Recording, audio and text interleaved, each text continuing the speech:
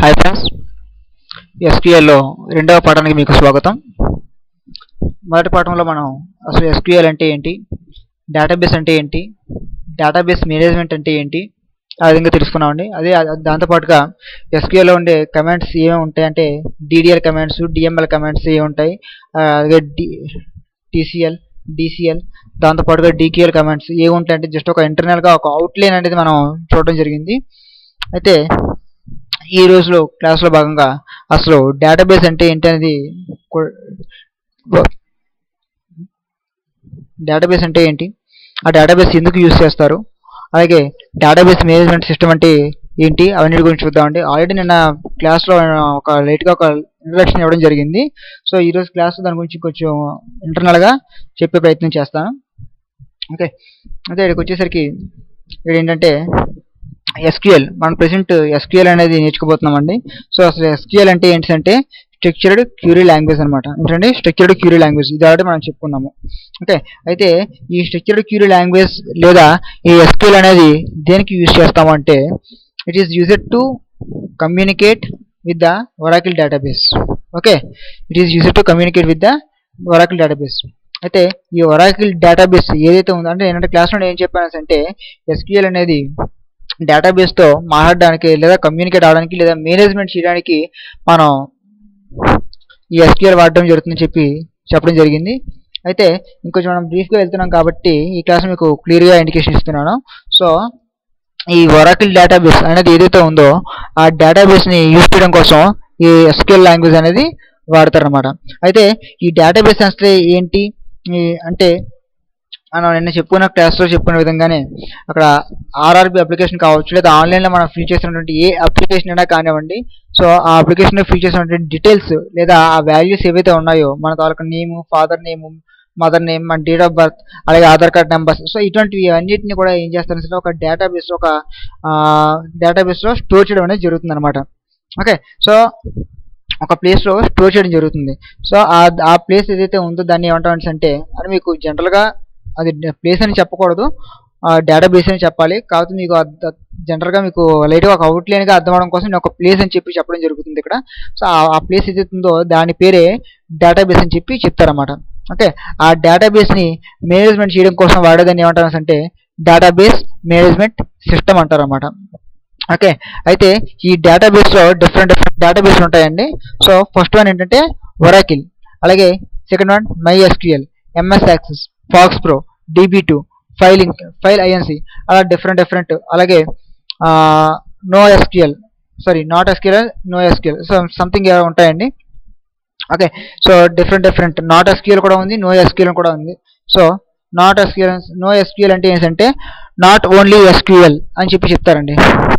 Okay, ఆ విధంగా different of డేటాబేస్లు అనేవి మనకి ఉన్నాయి. అయితే ఈ ఒరాకిల్ కార్పొరేషన్ వారు ఈ ఒరాకిల్ సాఫ్ట్వేర్ని ఒరాకిల్ డేటాబేస్ మేనేజ్మెంట్ సిస్టమ్ని డెవలప్ చేయడం జరిగింది. అలాగే ఈ MySQL కూడా ప్రెసెంట్ వాళ్ళు రన్ చేస్తున్నారండి. అలాగే ఈ MS యాక్సెస్ విషయానికి వస్తే ఈ MS యాక్సెస్ అనేది ఏదైతే ఉందో ఇది మైక్రోసాఫ్ట్ విండోస్ వాళ్ళకి సంబంధించిందండి. ఓకే, అంటే MS ఆఫీస్లో మనం MS ఆఫీస్ అనేది మన సిస్టంలో ఇన్స్టాల్ చేసుకుంటే దాంతోపాటుగా డిఫాల్ట్గా ఈ MS యాక్సెస్ అనేది మనకి ఇన్వాల్వ్ అవుతుంది. Okay, MS Word, MS Excel, MS power పాయింట్తో పాటుగా MS యాక్సెస్ అనేది కూడా మనకి ఇక్కడ ఇన్వాల్వ్ అవ్వడం జరుగుతుంది. అలాగే ఈ ఫాక్స్ ప్రో అనేది కూడా ఏదైతే ఉందో ఈ ఫాక్స్ ప్రో కూడా మైక్రోసాఫ్ట్ విండోస్ వాళ్ళదే. ఓకే, వాడు డెవలప్ చేసినటువంటి సాఫ్ట్వేర్లో ఒకటిగా చెప్పొచ్చు, డేటాబేస్లో ఒకటిగా చెప్పొచ్చు. అయితే ఈ ఫాక్స్ ప్రో డేటాబేస్ నాకు తెలిసిన వరకు ప్రెసెంట్ ఎక్కడ యూజ్ చేయట్లేదు అనేది చెప్పొచ్చు. ఓకే, అలాగే ఈ DB2 అనేది ఏదైతే ఉందో ఇది IBM కంపెనీ వాళ్ళు ఎవరైతే ఉన్నారో వాళ్ళు డెవలప్ చేసిందనే సాఫ్ట్వేర్గా మనం చెప్పుకోవచ్చండి. ఓకే, అయితే వీటన్నిటిని వాడడానికి డిఫరెంట్ లాంగ్వేజెస్ మనకి ఉంటాయి. అయితే ఈ SQL లేదా ఈ స్ట్రక్చర్డ్ క్యూరీ లాంగ్వేజ్ అనేది ఏదైతే ఉందో ఆ లాంగ్వేజ్ని మనం యూజ్ చేసి ఈ ఒరాకిల్ డేటాబేస్తో మనం కమ్యూనికేట్ అనేది అవ్వచ్చు. ఓకే, అయితే ఈ ఒరాకిల్ డేటాబేస్తో మనం మాట్లాడాలి అంటే మనకి SQL లాంగ్వేజ్ రావాలని మనం చెప్పుకుంటున్నామండి. అయితే అది మనం ఇప్పుడు ప్రోగ్రామింగ్లోకి నేను వెళ్తున్నానండి. అదే ఇక్కడికి వచ్చేసరికి ప్రోగ్రామింగ్ లేదా SQL అనేది ఏదైతే ఉందో ఈ SQL అనేది కంప్లీట్గా డిఫరెంట్ పాత్ అంటే C, జావా, .NET ఇలాంటి రాని వాళ్ళు కూడా, అంటే అసలు సి లాంగ్వేజ్ కూడా మాకు రాదు, మాకు అసలు ప్రోగ్రామింగ్ గురించి తెలియదు అనేటటువంటి వాళ్ళు కూడా ఈ డిబిఎంఎస్ ఏదైతే ఉందో దాన్ని ఈజీగా కూడా నేర్చుకోవచ్చు అనమాట. ఒక బేసిక్ ఇంగ్లీష్ నాలెడ్జ్ ఉంటే సరిపోతుందండి దీనికి. ఓకే, అంటే అలాగని చెప్పి సి లాంగ్వేజ్ రాకపోయినా పర్వాలేదు అని అంటే ఓకే పర్వాలేదు, బట్ అది వస్తే ఇంకా మంచిది అని మనం చెప్పొచ్చు. ఓకే, అయితే ఈ జావా అనేది డిబిఎంఎస్తో రిలేషన్ మెయింటైన్ చేస్తుంది, కానీ ఈ డిబిఎంఎస్ సంబంధించినటువంటి పాత్ వేరేలా ఉంటుంది, ఈ ప్రోగ్రామింగ్ సంబంధించిన పాత్ వేరేలా ఉంటుంది అని చెప్పి మనం చెప్పొచ్చు అనమాట. ఓకే, అయితే మనకి ముందుగా ఏంటంటే ఆ ఎస్క్యూఎల్ లేదా ఈ డిబిఎంఎస్ మనం మెయింటైన్ చేయాల్సి అంటే మనకి ఈ ఒరాకిల్ వాళ్ళు క్రియేట్ చేసినటువంటి ఆ సాఫ్ట్వేర్ అనేది మన సిస్టంలో ఇన్స్టాల్ చేయాల్సి ఉంటుందన్నమాట. ఓకే, నేను ఆల్రెడీ ఒక కంపెనీ అనేది దాని తర్వాత వెబ్ పేజ్ అనేది ఓపెన్ చేసి ఉంచానండి. సో చూడండి, ఒరాకిల్ 11G అని చెప్పేసి వచ్చింది. సో ఒరాకిల్ 11G లేదా 10G, ఓకే, లేదా 12C మీకు ఏదైతే అనుకుంటున్నారో దానికి తగినటువంటి వెర్షన్ మీరు డౌన్లోడ్ చేసుకోండి. ఓకే, నేను ఆల్రెడీ ఇవన్నీ కూడా ఓపెన్ చేసి ఉంచుకున్నాను కాబట్టి ఈ విధంగా వచ్చింది. మీ సిస్టమ్ 32 బిట్ అయితే 32 బిట్ డౌన్లోడ్ చేస్తారు, లేదా 64 బిట్ అయితే 64 బిట్ మీరు గూగుల్లోకి వెళ్ళి డౌన్లోడ్ చేసుకోవచ్చు. ఇక ఒరాకిల్ కార్పొరేషన్లోకి వెళ్ళి మీరు డౌన్లోడ్ చేసుకోవచ్చు. ఓకే, సో ఆల్రెడీ నా సిస్టంలో ఒరాకిల్ సాఫ్ట్వేర్ ఇన్స్టాల్ అయి ఉంది కాబట్టి నేను డైరెక్ట్గా ఇంకా ప్రోగ్రాంలోకి వెళ్ళడం జరుగుతుందండి. Okay, so all programs, next going to Oracle database. Okay, ఇక్కడికి వచ్చేసరికి ఇక్కడ చూడండి, అయితే రన్ ఎస్క్యూఎల్ కమాండ్ లైన్ అయినా వాడచ్చు, లేదా go to database home page అని ఉంటుంది, అదైనా వాడచ్చు. సో రెండింటి గురించి నేను మీకు చెప్తానండి. సో ఫస్ట్ ఆఫ్ ఆల్ మనం డైరెక్ట్గా రన్ ఎస్క్యూఎల్ కమాండ్ లైన్లోకి మనం వెళ్దామండి. ఓకే, అయితే సో ఇక మీకు ఈ విధంగా ఓపెన్ అవుతుందండి, రన్ ఎస్క్యూఎల్ కమాండ్ లైన్ అని చెప్పి ఓపెన్ అవుతుంది. సో ఫస్ట్ ఆఫ్ ఆల్ ఇప్పుడు కూడా ఒకసారి ఓపెన్ అయిన తర్వాత మనం డేటాబేస్తో కనెక్ట్ అవ్వాల్సి ఉంటుందండి. ఓకే, సో కనెక్ట్ అవ్వడం కోసం ఏం చేస్తాను అంటే నేను కనెక్ట్ అని చెప్పి ఇస్తున్నాను. ఓకే, సో కనెక్ట్ అని ఇవ్వగానే ఆటోమేటిక్గా చూడండి యూజర్ నేమ్ అని అడుగుతుంది. ఓకే, ఆ యూజర్ నేమ్ అనేది ఏదైతే ఉందో మరి ఇన్స్టాల్ చేస్తున్నప్పుడు మీరు ఇక్కడ ఇవ్వాల్సి ఉంటుందండి. సో ఇన్స్టాల్ చేస్తున్నప్పుడు అక్కడ యూజర్ నేమ్ పాస్వర్డ్ అది అడుగుతుంది. సో అప్పుడు మీరు ఎంటర్ చేస్తారు. ఓకే, అక్కడ ఏదైతే యూజర్ నేమ్ పాస్వర్డ్ ఎంటర్ చేశారో అక్కడ అదే యూజర్ నేమ్ పాస్వర్డ్ మనం ఇక్కడ ఎంటర్ చేయాల్సి ఉంటుంది. ఓకే, సో నేను డిఫాల్ట్గా నేను ఈ సిస్టంలో నేను సిస్టమ్ అని చెప్పి నేను ఇవ్వడం జరిగిందండి. సో SYSTM, ఓకే, సిస్టమ్ అని చెప్పాను. ఇప్పుడు పాస్వర్డ్ అడుగుతుంది. ఓకే, సో పాస్వర్డ్ కూడా నేను ఎంటర్ చేస్తున్నాను. అయితే మీరు అనుకోవచ్చు ఏంటి అక్కడ కనబడటం లేదు కదా అనేసి. సో పాస్వర్డ్ అనేది హైడ్ అయి ఉండాలండి. ఓకే, ఇప్పుడు కూడా యూజర్ నేమ్ కనిపిస్తుండాలి, పాస్వర్డ్ అనేది హైడ్ అయి ఉండాలి. సో అందుచేత అక్కడ పాస్వర్డ్ అనేది మీకు అక్కడ కనిపించట్లేదు. ఓకే, సో ఎంటర్ ప్రెస్ చేయండి, ఆటోమేటిక్గా అది కనెక్ట్ అవుతుంది. ఓకే, చూడండి కనెక్టెడ్ అని చెప్పి రావడం జరిగిందండి. సో ఈ విధంగా మనం ఒరాకిల్ డేటాబేస్తో కనెక్ట్ అవ్వడం జరిగింది. ఓకే, అయితే మన ప్రీవియస్ క్లాస్లో చెప్పుకునే విధంగా మనకి కమాండ్స్ ఉన్నాయి కదండి. సో ఏంటంటే ఫస్ట్ ఆఫ్ ఆల్ DDL అంటే ఏంటి, క్రియేట్, అలాగే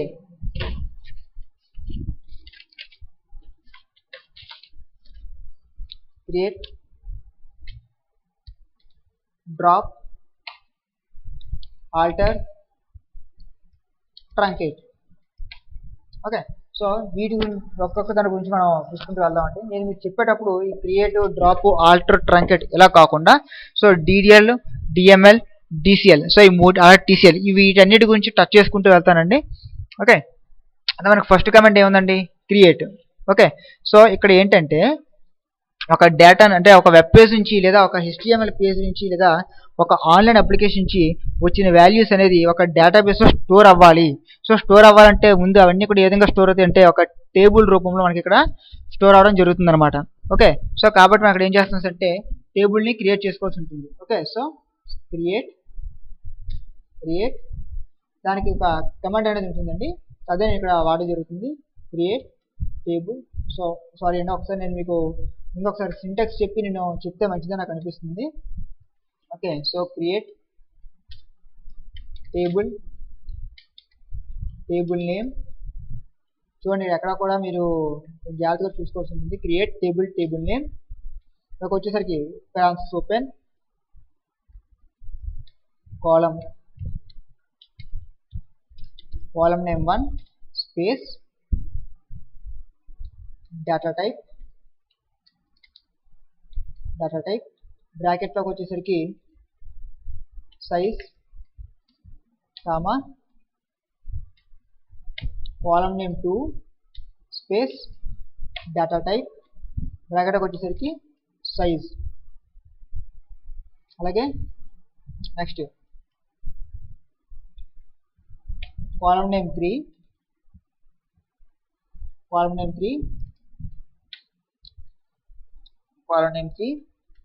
డేటా టైప్ అలాగే బ్రాకెట్లోకి వచ్చేసరికి సైజ్.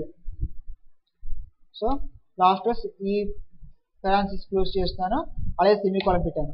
సో ఈ విధంగా ఆ కమెంట్ అనేది ఉంటుందండి. ఏముంటుందండి, create table name column name అంటే column name 1 column name 2 column name 3 అంటే సో ఇది first column, second column, third column అనమాట.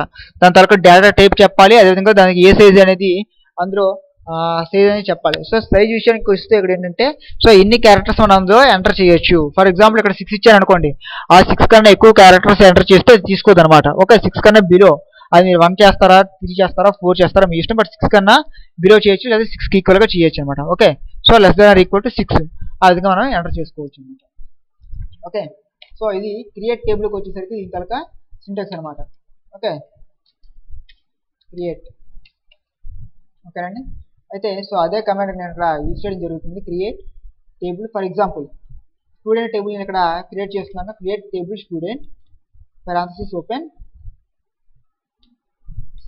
Okay roll number. చూడండి ఇక్కడ ఎక్కడ కూడా మీరు స్పేసులు కానీ ఇవ్వడానికి లేదండి. కాలమ్ నేమ్స్ టైప్ చేస్తున్నప్పుడు మీరు ఎక్కడ కూడా స్పేసెస్ ఇవ్వకూడదు. ఇది మస్ట్ అండ్ షుడ్గా మీరు గుర్తుపెట్టుకోవాల్సి ఉంటుంది.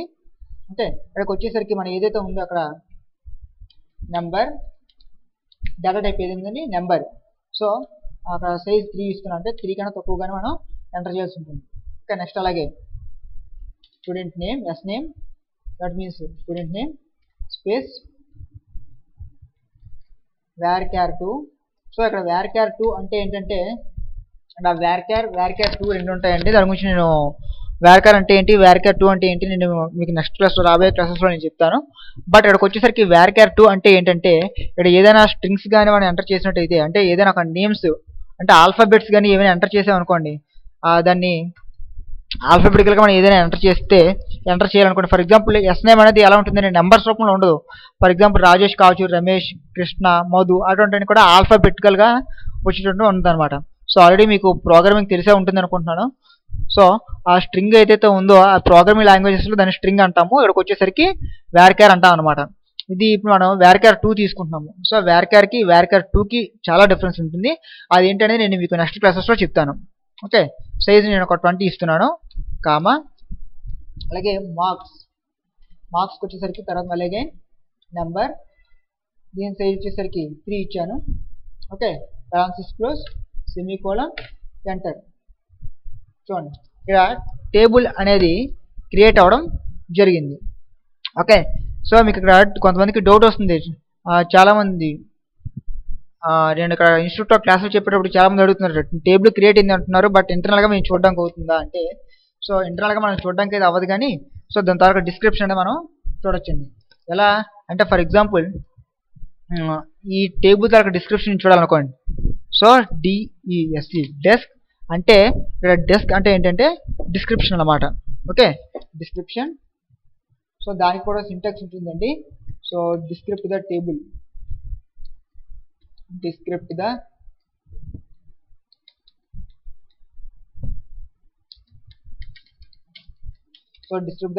సో టేబుల్ డిస్క్రిప్షన్కి వచ్చేసరికి డెస్క్ టేబుల్ నేమ్.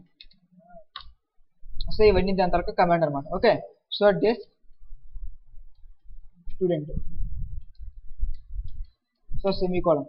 సో చూడండి నేను ఏమి ఇచ్చానండి, నేమ్ అంటే ఇది ఏంటంటే కాలమ్ నేమ్ చూపిస్తుంది, ఇది నల్ అని చెప్పి చూపించింది. ఇది నేను మీకు తర్వాత చెప్తానండి నల్ గురించి. అలాగే టైప్ అది ఏ విధంగా డేటా టైప్ అది చెప్తుంది ఇక్కడ. సో రోల్ నెంబర్ నెంబర్ 3 అంటే దాని తర్వాత డేటా టైప్ దాని తర్వాత సైజ్ చూపిస్తుంది. అలాగే S name. Okay, varchar 2 20 marks number 3.